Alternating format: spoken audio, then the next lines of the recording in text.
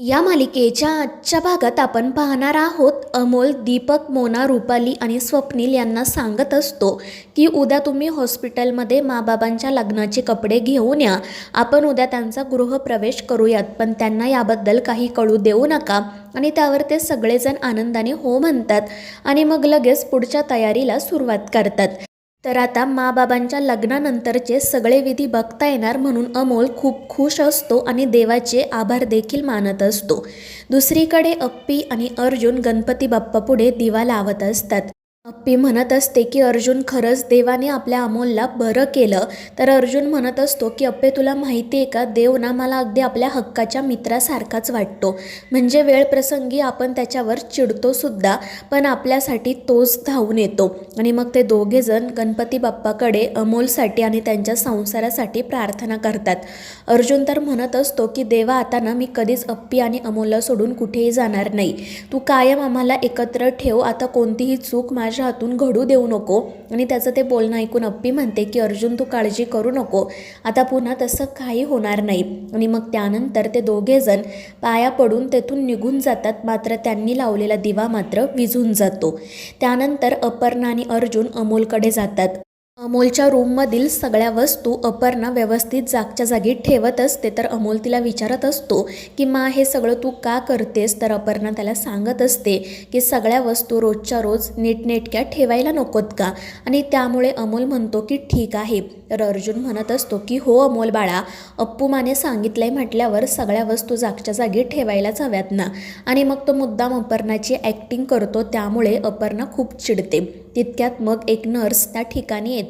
अर्जुन तिला पेढ्यांचे बॉक्स देत म्हणतो की हे पेढे तुम्ही संपूर्ण हॉस्पिटलमध्ये वाटा आणि सगळ्यांना सांगा की माझा मुलगा बरा झाला आहे ते. आणि ते ऐकून ती नर्ससुद्धा आनंदाने हो म्हणत तेथून निघून जाते. तर अमोल हसतच त्याला विचारत असतो की अरे बाबा, अजून किती पेढे वाटणार आहेस तू? तर अर्जुन म्हणतो की बाळा, तू बरा झाला आहेस ना, आता मी सगळ्या गावाला पेढे वाटणार, तुझ्या मित्रांना तर 20 किलो पेढे आणणार. आणि ते ऐकून अमोल हसतच म्हणतो की ठीक आहे. आणि मग त्यानंतर अर्जुन मुद्दाम पुन्हा अपर्णाची ॲक्टिंग करतो आणि पटकन तेथून निघून जातो. त्यामुळे अप्पी खूप चिडते. अमोल मात्र तिच्यावर हसत असतो. त्यानंतर रात्री घरी बापू आणि कदम त्यांच्या शेतामध्ये कोणतं पीक लावायचं, कोणती खतं आणायची, या सगळ्याचा विचार करत असतात. स्वप्नील आणि रुपालीसुद्धा त्या ठिकाणीच असतात.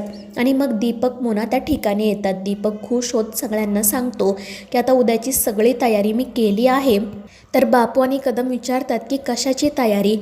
आणि त्यावर स्वप्नील म्हणतो की अरे हो, तुम्ही दोघे तर अमोलच्या सिक्रेट मीटिंगला नव्हतात ना, त्यामुळे तुम्हाला काही माहितीच नसणार. आणि मग त्यानंतर ते सगळेजण बापू आणि कदमांना अपर्णा आणि अर्जुनच्या गृहप्रवेशाबद्दल सांगतात. ते सगळं काही ऐकून ते दोघेसुद्धा खूप खुश होतात. मात्र त्यावेळी कदम रुपालीकडे बघत म्हणत असतात की आता अमोल पुन्हा घरी येणार आहे, तर आपण सगळे आनंदाने राहू, यापुढे घरात कोणताही वादविवाद नको आहे. आणि त्यावर रुपाली म्हणते की मामनजी, तुम्ही काही काळजी करू नका, आता यापुढे आपण सगळेजण एकत्र आनंदानेच राहूयात. आणि मग त्यानंतर दुसऱ्या दिवशी मोना आणि दीपक अप्पी आणि अर्जुनच्या लग्नाचे कपडे घेऊन हॉस्पिटलमध्ये जातात. मात्र तितक्यात ते दोघेजण त्यांच्या समोर येतात. त्यामुळे मोना आणि दीपक पटकन ती कपड्यांची पिशवी लपवतात. पण ही गोष्ट अप्पी आणि अर्जुनच्या लक्षात येते. ते दोघेजण त्यांना विचारत असतात की हे सगळं काय आहे? मात्र मोना आणि दीपक काही उत्तर देतच नाही. ते फक्त एकमेकांकडे बघत असतात आणि अमोलकडे सुद्धा. अमोल मात्र दुसरीकडेच मान वळवून बसलेला असतो, जणू काही त्याला यातलं काही माहितीच नाही. त्यामुळे दीपक आणि मोना डोक्यालाच हात लावतात. त्यानंतर मग दीपक ती कपड्यांची पिशवी अर्जुनला आणि अप्पीला देत म्हणतो की हे तुमच्या लग्नाचे कपडे आहेत. तर ते दोघेजण विचारतात की आता कशासाठी हे कपडे? आणि मग अमोल त्यांना सांगतो की मा बाबा, तुम्ही मला प्रॉमिस केलं होतं ना की मी बरा झाल्यानंतर आपण लग्नानंतरचे सगळे विधी करणार आहोत, त्यामुळे आज आपल्याला तुमचा गृहप्रवेश करायचा आहे, म्हणून तुम्ही हे कपडे घालून छान तयार व्हा. आणि ते ऐकून अप्पी आणि अर्जुन म्हणत असतात की बाळा, याची काय गरज आहे? मात्र अमोल काही ऐकत नाही आणि त्यामुळे ते दोघेजण तयार होतात. त्यामुळे अमोल खुश होतो. त्यानंतर मग जेव्हा अमोल, अप्पी आणि अर्जुन घरी येणार असतात तेव्हा घरातील सगळेजण त्यांची वाट बघत असतात. तितक्यात मग त्यांची गाडी त्या ठिकाणी येते. अपर्णा, अर्जुनने त्यांच्या लग्नाचेच कपडे घातलेले असतात. अमोलसुद्धा छान तयार झालेला असतो. त्या तिघांना एकत्र पुन्हा घरात येताना बघून सगळ्यांचाच आनंद अगदी गगनात मावेनासा होतो.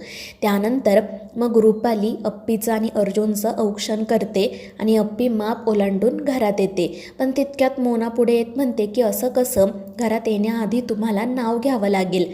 आणि त्यामुळे अप्पी लाजतच नाव घेते आणि मग त्यानंतर मोना अर्जुनला सुद्धा नाव घ्यायला सांगते. मात्र अर्जुन नाही म्हणत असतो. मात्र कोणीही त्याचं ऐकत नाही आणि त्यामुळे मग अर्जुनसुद्धा छानसं नाव घेतो. आणि मग त्यानंतर रुपाली अमोलची दृष्ट काढते आणि मग ते तिघेजण घरात येतात. घरात आल्यानंतर स्वप्नील म्हणतो की मी आत्ता ना एक नवीनच प्रथा बघितली. नव्या नवरा नवरीची पावलं फ्रेम करून ठेवतात. त्यामुळे मी त्याचीसुद्धा सगळी तयारी केली आहे आणि मग तो एक फ्रेम घेऊन येतो. त्यानंतर मग अपर्णा आणि अर्जुन त्यांची पावलं कुंकवाच्या पाण्यात बुडवतात आणि त्यानंतर त्या फ्रेमवर उठवतात. त्या दोघांच्या पावलांनंतर मग अमोलची पावलंसुद्धा त्या फ्रेमवर उठवली जातात. त्यामुळे सगळेच खूप खुश होतात. त्यानंतर मोना त्या तिघांचा छान फोटो काढते. दुसऱ्या दिवशी मग लग्नानंतरच्या पुढच्या विधींना सुरुवात होते. तर दीपकने लग्नाचे फोटोजसुद्धा आणलेले असतात आणि ते फोटो बघून सगळेजण खूपच खुश होतात. आणि मग त्यानंतर अपर्णा आणि अर्जुनसुद्धा तयार होऊन बाहेर येतात. रुपाली आणि मोना त्यांचं औक्षण करतात आणि मग पुढच्या विधींना सुरुवात होते. तर मित्रांनो, या मालिकेच्या पुढील भागांच्या अपडेटसाठी आपल्या चॅनेलला सबस्क्राईब करा.